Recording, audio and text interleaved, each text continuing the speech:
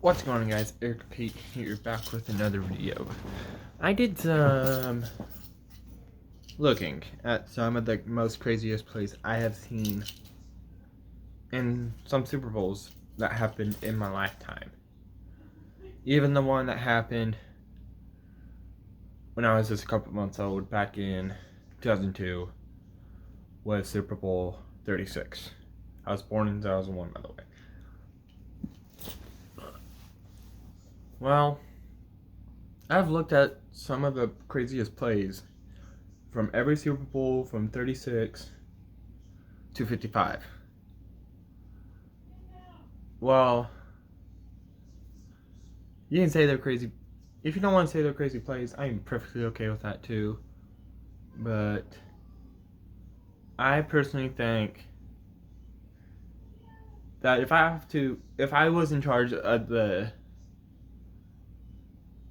Super Bowl MVPs, which I'm not, and there might be some controversy too, I would choose my MVP based off of who made the best play in the game, or give out a co-MVP award for the player who made the best play of the game. So yeah, I'm even going to talk about the MVP for my least favorite Super Bowl too, which was Super Bowl 52. I'll explain at the end of the video why that's my least favorite. So I'm going to go through the Super Bowls real quick that I think the MVP should have been different. I have to pick, so 36 and 38 were Tom Brady.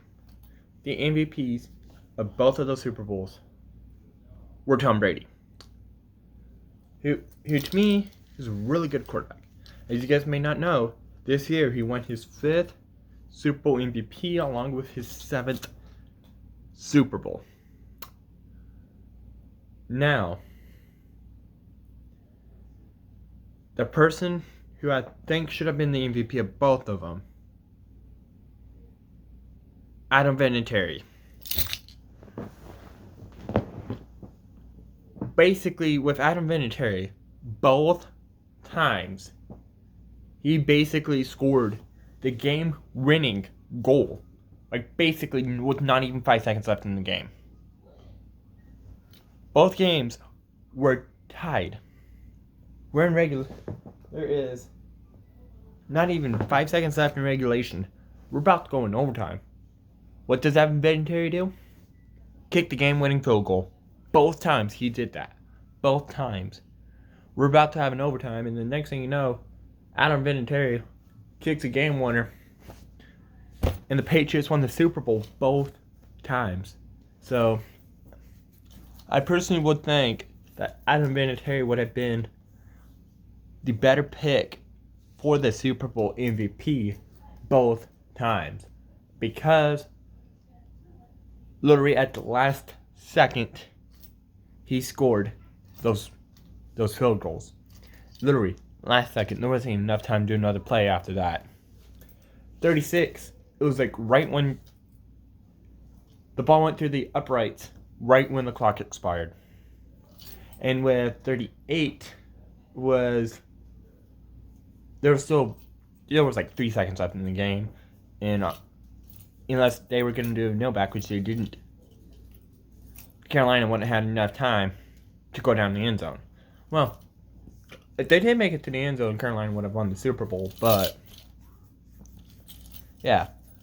Now, I'm going to skip forward about 11 years later. We have Super Bowl 49. This was probably my lifetime, probably the most controversial Super Bowl. At least in my lifetime it was. Now, I don't know if it's actually, don't know what the most controversial Super Bowl was. Well, but in my lifetime. And it was regarding the 2015 AFC Championship, to where supposedly, I'm hearing mixed things. I'm hearing the Patriots inflate the balls. At the same time, I'm hearing the Patriots didn't. So I want to know what actually happened in this, but anyway, I'm gonna go to Seahawks has the possession. Seahawks has the ball. Okay? Russell Wilson. They're at the 1. And when I play Madden, what I do is when I'm at the 1, even if I take the snap, even if it's a pass play, I still try to run it. Because I am not that dumb. But I don't know what Pete Carroll or Russell Wilson was thinking. When they took the snap, Russell Wilson threw towards the end zone, but Malcolm Butler happens to be in the way, and it was intercepted, which basically sealed the game for the Patriots. So I honestly would have said that the true MVP of the Super Bowl, of Super Bowl 49, would have been Malcolm Butler. If I get to pick the MVPs, Malcolm Butler would have gotten it by a long shot. Because that basically sealed the game for the Patriots. And when I was watching that trophy presentation, though, they didn't talk to him. I thought it was strange. They didn't talk to Malcolm Butler about what was going through his mind when he made that game-winning interception to end the game. The next year. Now, okay, this one, I said Von Miller did deserve this one a little more than who I actually picked. But I think it would meant a lot to not only go out on top, but to also get the MVP while going out on top. Peyton Manning, he had a great career. In Super Bowl 50 was his last game. And I think it would have meant, I'm not saying it would have meant a lot to Peyton Manning, but it would have mean a lot to him. A lot of Peyton Manning fans wish that he was the MVP of that Super Bowl. But he didn't have to get. But Von Miller actually had a better play of the game than Peyton did. Because Von Miller sacked Cam Newton, but the ball went out and another Bronco grabbed it. But if Von Miller didn't do that, more than likely Carolina would have had a chance to win the Super Bowl. I think the final score of that Super Bowl was like 24-10 or something. But honestly, I really think Peyton Manning was more deserving. I bet a lot more Manning fans were wanting him to be the MVP because that was his last game. And it probably would have meant a lot to him. Going out on top, and not only going out on top, but going out to also be the MVP of the Super Bowl. Now, Super Bowl 51. I seriously think there were two other people more deserving than Tom Brady in this one. Sure, both were on offense. Well, you want to go ahead and talk about the first guy. And by the way, one of them actually got it 2 years later in the Super Bowl, by the way. One of the two guys I have for Super Bowl 51 MVP actually got Super Bowl MVP 2 years later. No, I just go ahead and talk about the one who got it 2 years later. Julian Edelman. For those of you that don't remember, in Super Bowl 51, I don't know how much time was left on the clock, but this was probably the most controversial call in the Super Bowl, at least in my lifetime. A lot of people said that Edelman didn't catch it. I still seriously think Edelman did catch it. Part of me is telling me that Edelman didn't catch it. So, Edelman came down with the ball, but there was like 3 or 4 Falcons hands going towards it. And it took them a minute to figure out who actually had possession between Edelman and the Falcons. It took them a second to figure out who actually had it. And they eventually ruled that Edelman had the ball. So really, if we're talking play-wise, for MVPs, it would have been Edelman or the other guy I have, James White. Okay. If the catch I was just talking about was not controversial, most controversial call. Well, I think the catch was more controversial than the than this play. So in the NFL, I don't know how it is in high school or college, but in the NFL, if your knee touches the turf, it does not matter where your knee touches, but it's where was the ball at the time your knee touched the turf. And it was ruled in, you can still say there was some controversy, but it is ruled where your knee touched, wherever the ball was. That's what basically decided the Super Bowl for the Patriots. Because where James White's knee was, the ball was just over the line. Because as he was coming down, he did this, trying to reach out towards the line, which he happens to be right over it. And so the ball still broke the barrier, which still made it a touchdown for the Patriots to win the Super Bowl.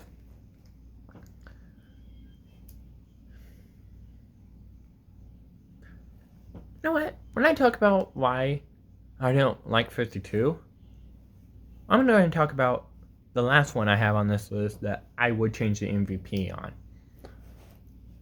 Only person I have in mind, and I'm surprised, some people are surprised that I don't have Tom Brady. Edelman, now this is just like 50. Edelman had a great game, 10 yards, 141 yards.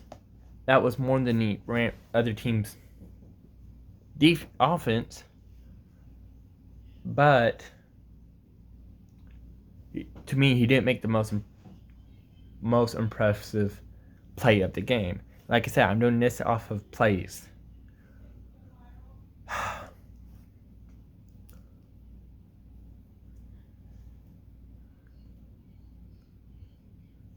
Julian Edelman was the Super Bowl MVP this time.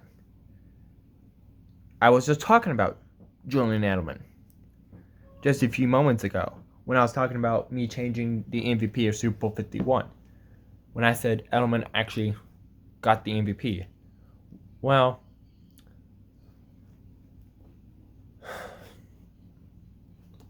in the whole Super Bowl 53, there was only one touchdown scored the whole game. The whole game, only one touchdown was scored. Total of 16 points were scored overall. 13 by the Patriots and 3 by the Rams. But on second thought, though, I think Rob Gronkowski should have earned it because he basically helped set up the drive that did have the touchdown. He helped to set up that drive for the touchdown. So it could have been Gronk. But the guy who made it was Sony Michel, the running back. They didn't talk to him, though, in the trophy presentation. I think it was stupid, but basically, he scored the only touchdown in the whole game was Sony Michel.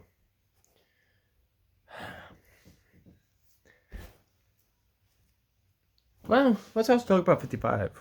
But 55, I think, had 3 really good candidates. Sure, the one who actually got it was Tom Brady, and I think he was one of the great candidates for it. Gronk and, well, Antonio Brown. Antonio Brown and Gronk, same reason. They both were setting up really good plays for the Buccaneers. So, yeah. They should, I think all 3 of them should have gotten co-MVPs. And with Brady being the main MVP. I think Brady was the most impressive player in 55, so he definitely earned 55's MVP. Now, real quick, I will explain why I don't really like the Super Bowl. I didn't like the Super Bowl because you guys know I'm a fan of the Patriots. And when this happened, the Patriots got beat by the Eagles. And I did not like it. So that's why I don't like 52. But I'm not going to completely ignore the fact that some people think that Zach Ertz is more deserving of the MVP for this one than Nick Foles. And I agree with that. As much as I hate the Eagles, I agree to the fact that Nick Foles, who I happen to like more than Carson Wentz, he should have gotten it. Zach Ertz should have gotten it. Because this is the most impressive play I have actually ever seen in the Super Bowl. And I just mentioned I don't like the Eagles. But I thought this was very, very impressive. So, here's what happened. Foles takes the snap. He throws to Ertz. Well, Ertz happened got knocked over. Well, Ertz did I don't know how I'm going to explain it, but he rolled on the ground, but somehow the ball popped out in the process, and he still caught it in the end zone. And at first, I'm like, Mom, that's going to be incomplete. No, it was rolled, it wasn't, but I was really impressed with how, because now when they played in slow-mo, I'm like, oh yeah. Because if the ball hit the ground before Zach Ertz, they said if the ball touched the ground before Zach Ertz touched the football, it would have been an incompletion.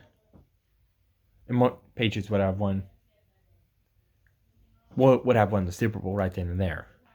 I think the Patriots were leading at the time. I don't remember, or was it the Eagles that was leading? I don't know. I think the Patriots were leading at the time when this play happened. But I was like, but I was still upset with the fact that the Patriots lost that Super Bowl. But holy freaking cow. How in the world did Zach Ertz managed? Thanks for watching. Like, subscribe, comment, favorite, be nice, cool, be awesome. Your page on the hates. If you want me to do a video based off of who's more deserving of other Super Bowl MVPs, if you can think of, please let me know down in the comments, and I'll take a look at it, and I'll decide for myself. See you guys later.